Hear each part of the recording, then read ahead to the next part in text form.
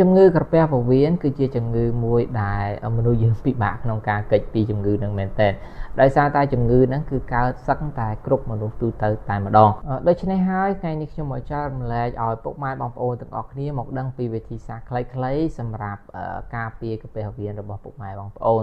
ដែលចំណុចទី1គឺយើងញ៉ាំអាហារណាដែលមានអនាម័យជៀសវាងញ៉ាំអាហារកែច្នៃច្រើនយើងត្រូវតែញ៉ាំអាហាររូបត្ថម្ភដែលសម្បូរទៅដោយសារជាតិរ៉ែសារជាតិដែកឬក៏ពពួកប្រូតេអ៊ីនជាច្រើនចំណុចទី2គឺបើសិនបើយើងដឹងថាខ្លួនយើងនឹងមានជំងឺក្រពះពោះវៀនហើយយើងគួរតែជៀសវាងញ៉ាំស្រាបាទញ៉ាំកាខ្វេញ៉ាំអាហារដែលហឹរឬក៏ជូរ